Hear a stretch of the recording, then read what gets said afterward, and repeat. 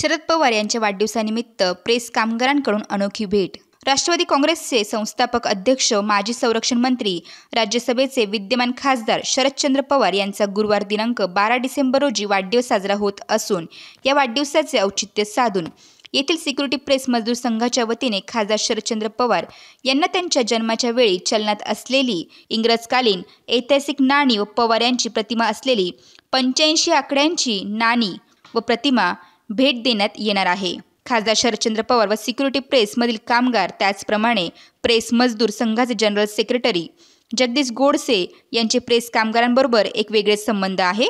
Press कामगारांच्या कुठल्याही कार्यक्रमाला शरदचंद्र पवार हे आवर्जून उपस्थित राहतात। काही महिन्यांपूर्वी शरद पवार यांनी प्रेस मजदूर संघाचे जनरल सेक्रेटरी गोडसे यांच्या घरगुती कार्यक्रमाला हजेरी लावून सर्वांनाच आश्चर्याचा धक्का दिला होता। त्यामुळे पवार व गोडसे यांचे घनिष्ठ संबंध असल्याचे बोलले जात आहे।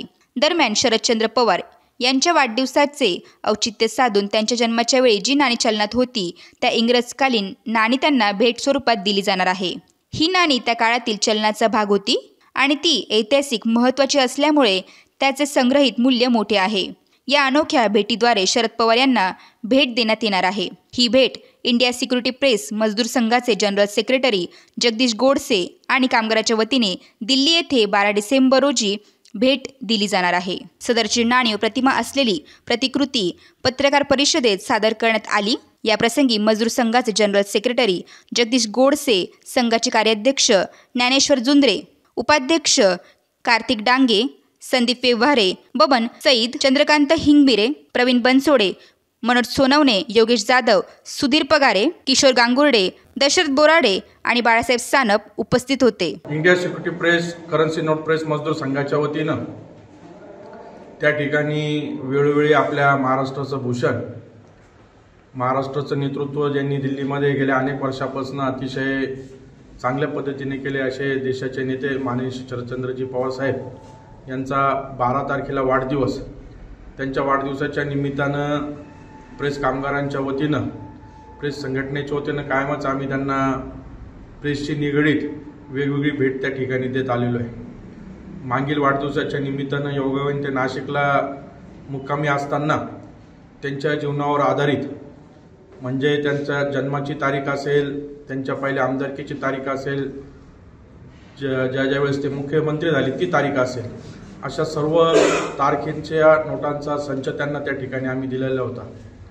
यावर्षी सुद्धा त्यांचा वाढदिवस त्या ठिकाणी संघटनेच्या वतीनं त्यांना आगळीवेगळी भेट देऊन त्या ठिकाणी साजरा करण्याचा निर्णय झालेला आहे।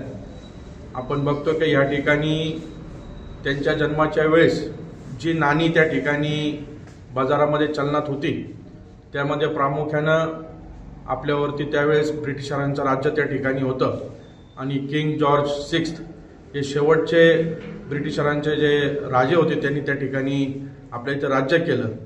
तर त्यावेळेस कॉईन त्यांच्या नावाने त्या ठिकाणी मिंट केल्या जायच्या, नाणी त्या ठिकाणी असायची। ते 1940ची ही सर्व चांदीची नाणी त्यावेळेस चलनात होती। त्या नाण्यांचा आम्ही संच त्या ठिकाणी गोळा केला। त्याचा साहेबांचा हा 85वा वाढदिवस आणि म्हणून 85 आकडा त्या ठिकाणी तयार करून एक आगळीवेगळी भेट साहेबांना त्यांच्या वाढदिवसाच्या निमित्तानं आम्ही देतोय। संघटनेच्या वतीनं आम्ही परमेश्वरचरणी हेच प्रार्थना करतो की त्यांना दीर्घ आयुष्य लाभो।